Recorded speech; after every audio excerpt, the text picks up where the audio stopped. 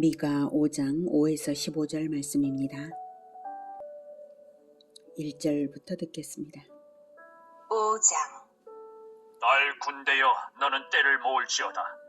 그들이 우리를 애워쌌으니 막대기로 이스라엘 재판자의 뺨을 치리로다.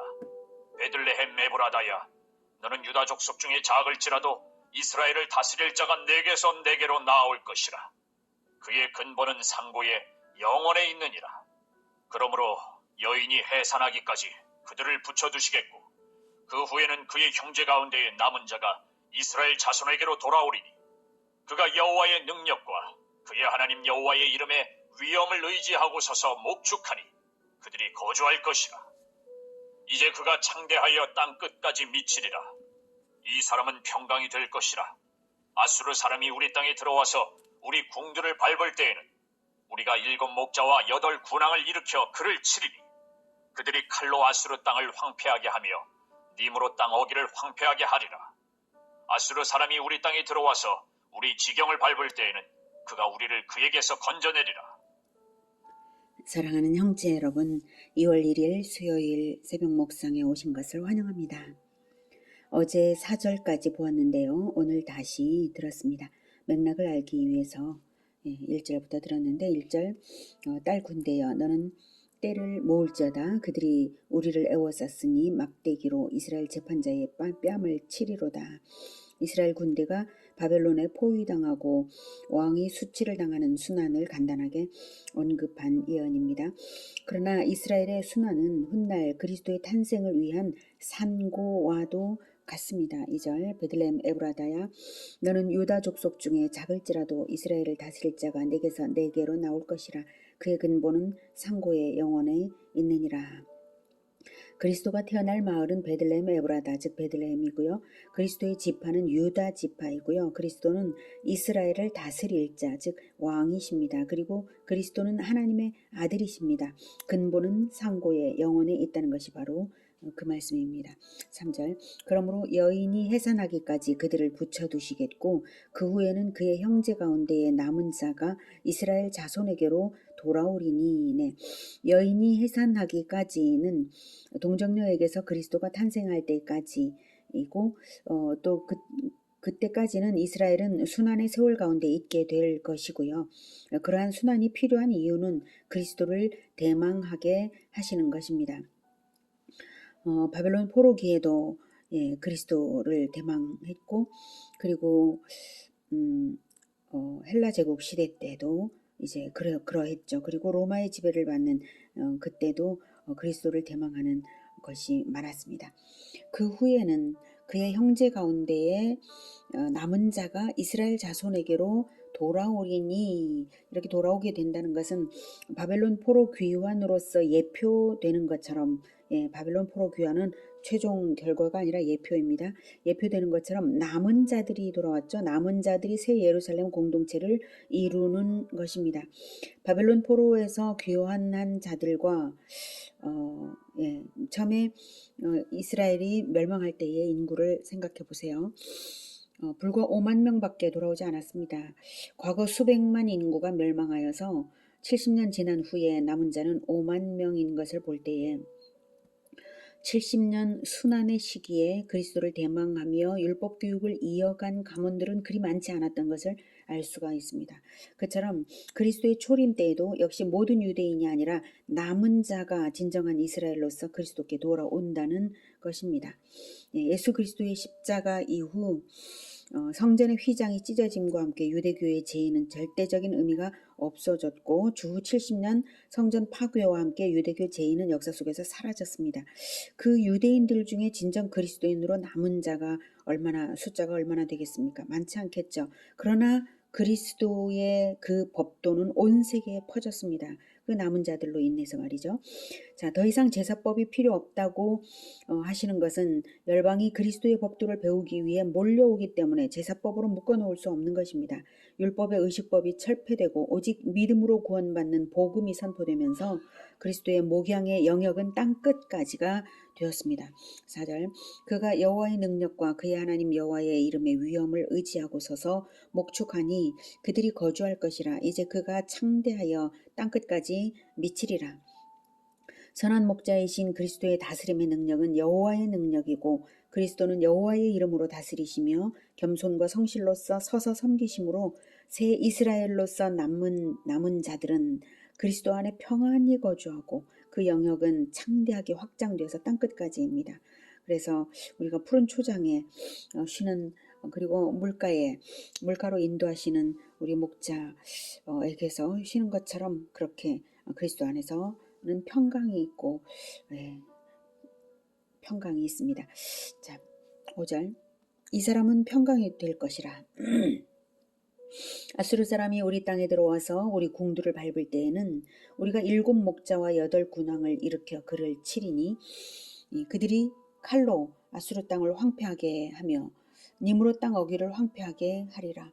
아수르 사람이 우리 땅에 들어와서 우리 지경을 밟을 때에는 그가 우리를 그에게서 건져내리라.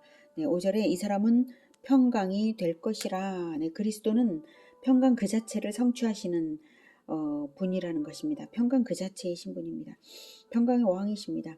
그리스도의 다스림이 이루어질 때는 아수르를 물리친다고 하니 아수르는 문자적인 아수르 제국을 말하는 것은 아니죠. 이미 예수님께서 탄생하실 때는 아수르 제국은 없어졌으니까요. 그러니까 여기서 아수르는 미가 당시에는 이제 아수르가 가장 무서운 적국이었기 때문에 아수르라고 표현을 한 것이고요.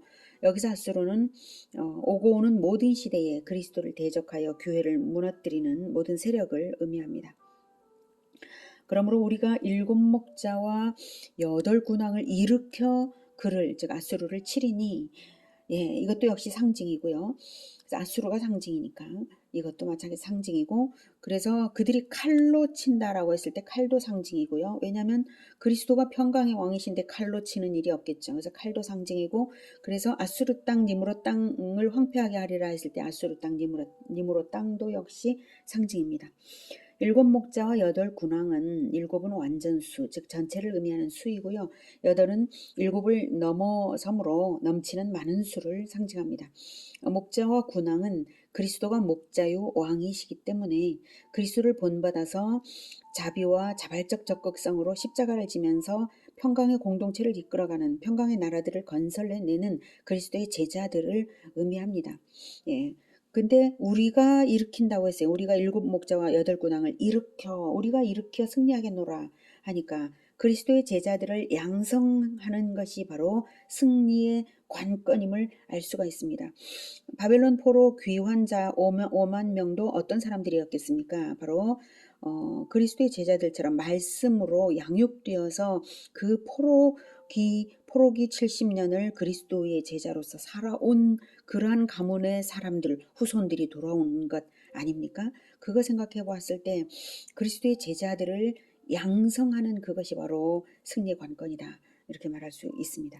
그러면 칼이 무엇이겠습니까? 무기가 아니죠. 복음의 말씀이죠. 말씀으로써 이긴다는 것이고요.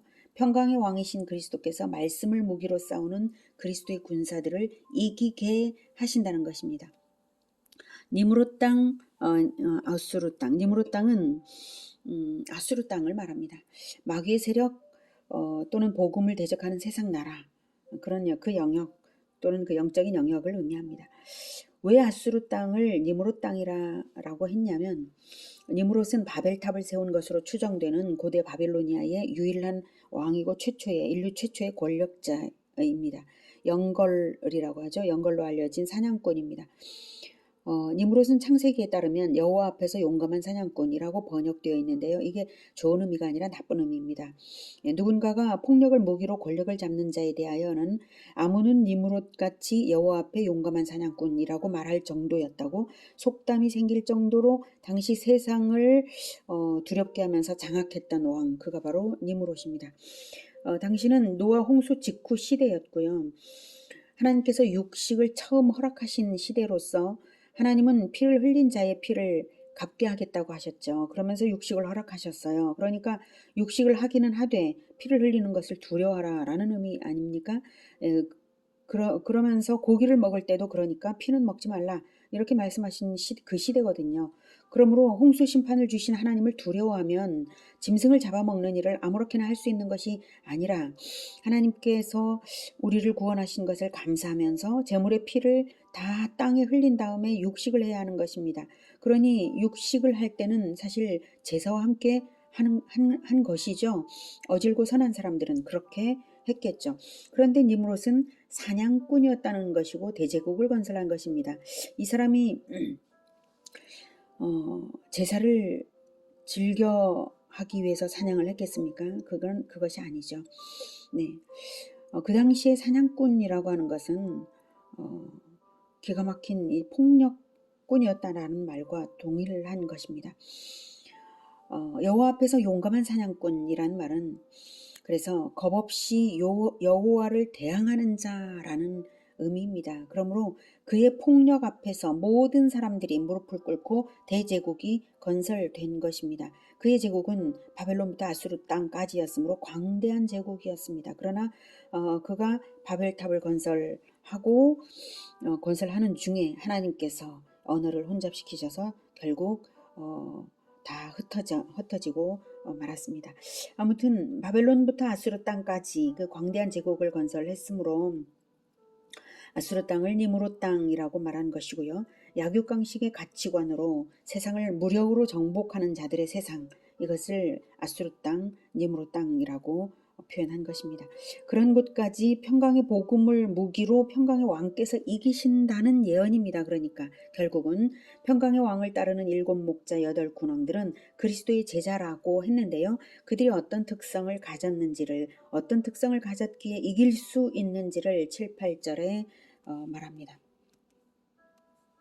야곱의 남은 자는 많은 백성 가운데 있으리니 그들은 여호와께로부터 내리는 이슬 같고 풀 위에 내리는 단비 같아서 사람을 기다리지 아니하며 인생을 기다리지 아니할 것이며 야곱의 남은 자는 여러 나라 가운데와 많은 백성 가운데에 있으리니 그들은 수풀의 짐승들 중에 사자 같고 양떼 중에 젊은 사자 같아서 만일 그가 지나간즉 밟고 찢으리니 능히 구원할 자가 없을 것이라. 내 손이 내 대적들 위에 들려서 내 모든 원수를 진멸하기를 바라노라. 야곱의 남은 자들이 바로 7목자와 8군왕들인 것을 알 수가 있습니다. 7절에도 야곱의 남은 자, 8절에도 야곱의 남은 자를 말하고 있죠. 남은 자는 고난의 시기를 거쳐서 끝까지 남은 자들입니다. 흔들림 없는 자들을 말합니다. 믿음은 인내로서 완성이 되는 것이지 중간에 포기하면 아무것도 아니죠. 그건 믿음이 아닙니다. 남은 자에게만 구원이 있습니다. 믿음이라는 게 언약을 믿는 건데 언약이라는 것이 성취될 때까지 지켜지고 행해져야 언약에 따른 계명이 행해져야 그것이 완성이 되는 것이죠. 언약, 즉 계약이라고 하는 게 중간에 계약이 어겨지면 처음부터 계약이 없는 거나 마찬가지 아닙니까? 오히려 더 심각한 거죠. 계약이 어겨질 뿐만 아니라 어겨지면 그에 대한 피해 배상까지 해야 되니까요. 자, 그래서 믿음은 인내로서 완성이 되는 것이다. 중간에 포기하면 안 된다. 그래서 남은 자에게만 구원이 있습니다. 끝까지 믿음을 잃지 않으시기를 축복합니다. 남은 자들은 고난의 인내를 거치며 정죄되고 겸손해져서 여호와께로부터 내리는 이슬 같고 풀 위에 내리는 단비와 같습니다. 이슬과 단비가 인간의 구애받지도 않고 그저 은혜롭게 내리듯이 그리고 너무나 땅을 촉촉하게 적시면서 모든 것을 잘 되게 하고 생명을 주지 않습니까? 그러듯이 남은 자들도 사람을 기다리지 아니하며 인생을 기다리지 않아요. 어느 누구의 눈치도 보지 않고 드높은 자발성으로 하나님의 은혜를 뿌리고 다니는 사람들입니다. 그들은 많은 백성 가운데 있고 여기서 7절에도 많은 백성 가운데 있고 8절에도 많은 백성 가운데에 여러 나라 가운데와 많은 백성 가운데 있다고 있습니다. 그것은 남북왕국 선민 이스라엘이 멸망해서 아수르와 바벨론의 포로가 되어서 제국에 흩어진 것이 결국 전화위복이 된 거죠. 그래서 모든 나라에 흩어져 세계의 복음의 군사들이 될 좋은 조건이 된 것입니다. 그래서 온 세계 곳곳에서 하나님의 나라들을 건설하는 것입니다. 그러므로 그들을 이길 자가 없어요. 그들은 수풀의 짐승들 중에 사자 같고 사자, 그리고 젊은 사자 같다고 했습니다. 양떼 중에 젊은 사자 같아서 그 어느 누구보다도 강력한 힘이 있는 것이 바로 그리스도의 제자들, 야곱의 남은 자들, 7목자와 8군왕들입니다.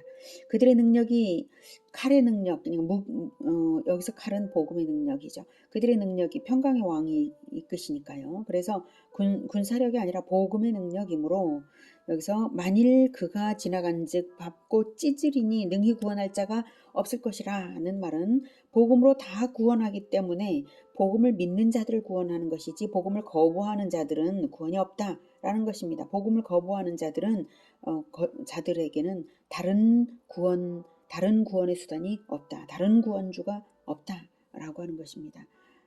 그리고 9절은 그리스도의 군대를 향한 미가의 축복입니다. 내 손이 내 대적들 위에 들려서 내 모든 원수를 진멸하기를 바라노라. 그러므로 선택지는 단 한 가지로 갈려요. 그리스도의 군대로 남을 것인가, 그리스도를 거부할 것인가, 이것인데요. 선민 이스라엘은 여호와를 믿는다면서 실은 군사력을 의지하고 성읍 의지하고 우상을 의지했거든요. 겉은 그리스도지만 속은 달랐고요. 그 행실은 이방인과도 같았으므로 이방인과 같은 그것들을 완전히 제거해야만 합니다. 10절부터는 바로 그 말씀입니다. 여호와께서 이르시되 그날에 이르러는 내가 내 군마를 내 가운데서 멸절하며 내 병거를 부수며 내 땅의 성읍들을 멸하며 내 모든 견고한 성을 무너뜨릴 것이며 내가 또 복수를 내 손에서 끊으리니 내게 다시는 전쟁이가 없게 될 것이며 내가 새긴 우상과 주상을 너희 가운데서 멸절하리니 내가 내 손으로 만든 것을 다시는 섬기지 아니하리라. 내가 또 내 아세라 목상을 너희 가운데서 빼버리고 내 성읍들을 멸할 것이며 내가 또 진노와 분노로 순종하지 아니한 나라에 갚으리라 하셨느니라. 하나님께서 이스라엘로부터 그러한 것들을 다 없애신다는 것은 완전한 회개와 개혁이 일어날 것이라는 뜻입니다. 지금까지 이스라엘이 하나님을 섬긴다고 하면서 의지했던 것들이 무엇입니까? 군마, 병거, 성읍, 복술, 우상, 이런 것들을 섬겼잖아요. 그런 것들을 의지했잖아요. 그래서 이것을 완전히 없애겠다라는 것은 개혁을 해야만 하나님 편이다 이것입니다. 그렇게 자기 혁신을 하라는 뜻입니다. 만약 안 그러면 순종하지 아니하는 나라에 갚으리라 하셨으니까 순종하지 아니하는 나라에 갚으시는 하나님께서 과거 이방 나라에 행하셨던 것처럼 순종하지 않던 애굽에 행하셨던 것처럼 진노와 분노로서 행하시겠다는 말씀입니다. 순종하는 나라냐, 순종하지 않는 나라냐, 둘 중 하나밖에 선택지는 없습니다. 우리는 순종하는 나라입니다. 그러니 이왕이면 7목자 8군왕들로 끝까지 남아서 여호와께로부터 내리는 이슬과 단비 같은 자들, 세상을 이기는 나라들이 되기를 우리 모두를 위하여 축복합니다. 기도하겠습니다. 은혜가 충만하신 하나님 아버지, 예수님을 우리에게 보내주셔서 진정 우리에게 이슬과 같고 단비 같은 말씀을 내려주시고 또한 복음의 말씀으로 승리하시는 그것을 보여주시니 감사합니다. 우리도 역시 동일하게 하나님의 말씀을 이슬처럼 단비처럼 뿌려주며 복음의 말씀으로 세상을 이기는 자들로 살아가겠습니다. 우리가 7목자요 8군왕들로 세상 어느 누구의 눈치도 보지 않고 사람들의 시선을 의식하지 않고 오직 우리 주 예수 그리스도를 따르면서 하나님의 나라를 건설하겠습니다. 주님 도와주시옵소서. 이 무적의 나라가 온전히 세워지고 세상을 구원하도록 주님 복음마로서 제주 복음마로서 제주를 구원하고 모든 민족 제자화로 나아갈 수 있도록 주님 도와 주시옵소서. 우리가 의지하던 다른 것들을 다 마음에서 지우고 버리고 오직 우리 주 예수 그리스도만을 의지하겠습니다.